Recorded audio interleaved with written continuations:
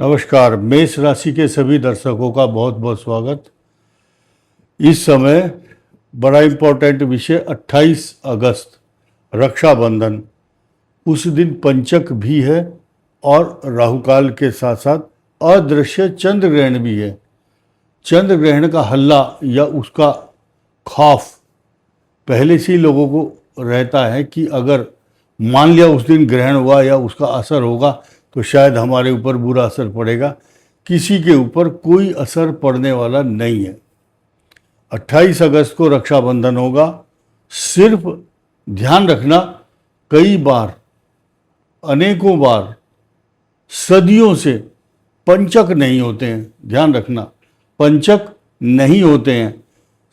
मैंने कई हजार बार कहा है लोगों को, जिस महीने की लास्ट में पूर्णिमा होती है और उस दिन जो नक्षत्र होता है उस नक्षत्र के नाम पर उस महीने का नामकरण होता है। तो श्रावण मास में जो सबसे लास्ट वाला नक्षत्र है उसका नाम है श्रवण। तो श्रवण पर समाप्ति होती है, इसीलिए इसका मास का नाम है श्रावण। लेकिन अब की बार तो ऐसा नहीं है। सब कुछ उल्टा पुल्टा, बेहिसाब और बेकिताब।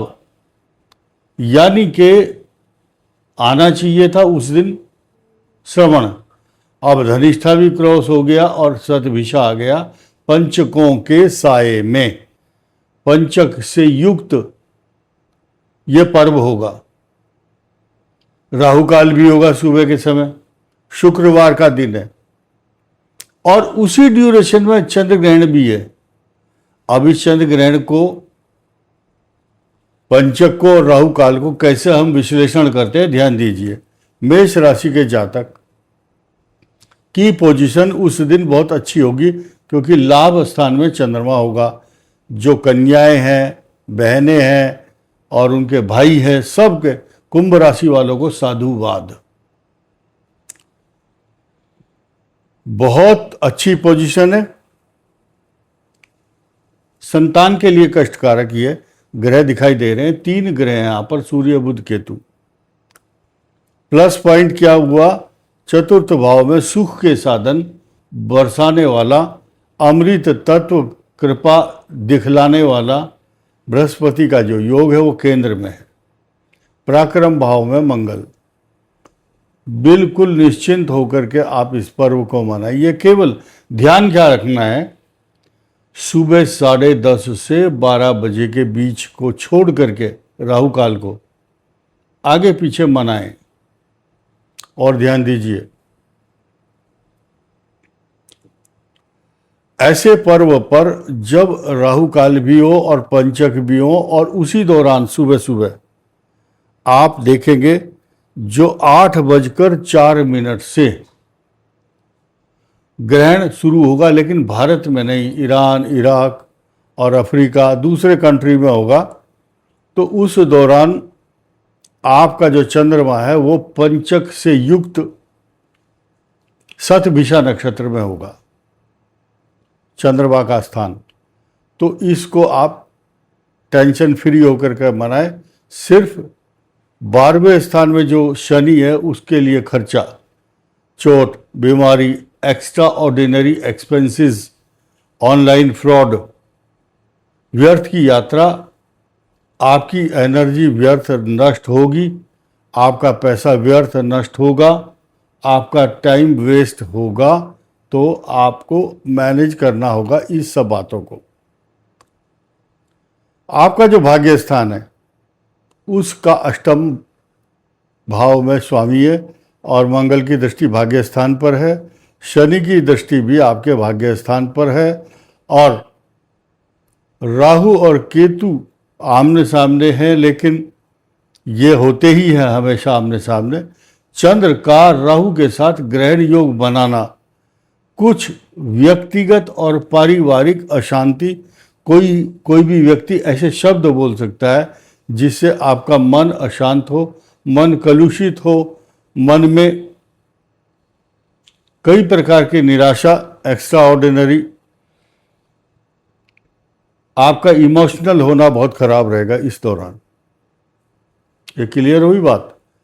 अब धीरे धीरे आप समझिए कि रक्षाबंधन के दिन आपको जब स्नान करना हो तो एक तुलसी का पत्ता जल में डालिए और 1 चम्मच दूध भी डाल सकते हैं।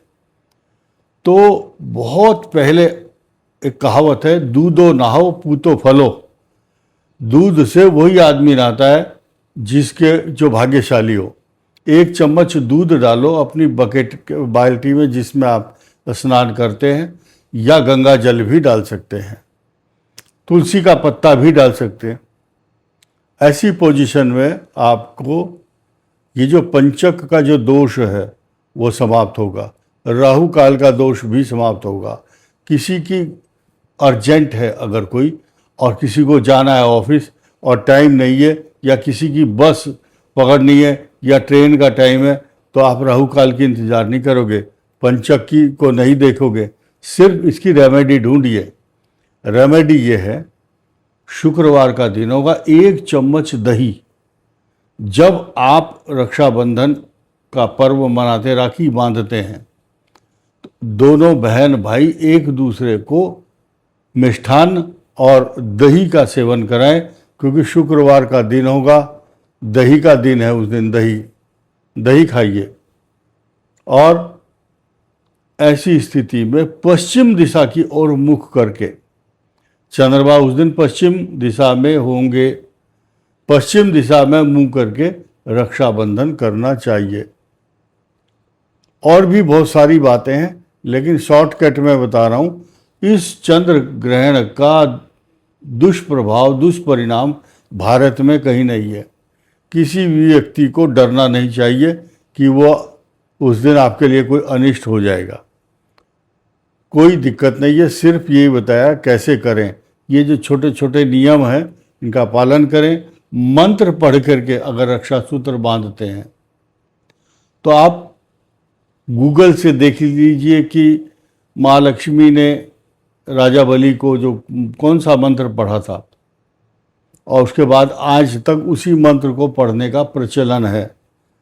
ये न बद्धो बलि राजा दानवेंद्रो महाबल तेन त्वाम प्रति बदनामी रक्षे माचल माचल, ऐसे भी बोलते हैं, तेनस्त्वाम या तेनह त्वाम प्रति बदनामी रक्षे माचल माचल, ऐसा आप बोलेंगे तो आपको कोई डर नहीं होगा, क्योंकि आपके पराक्रम में मंगल है, पंचम सूर्य है, आप और केंद्र में बृहस्पति। आप निर्भय होकर के इस पर्व को मनाएं। किसी भी भ्रम या अशांति मन में पालना नहीं है।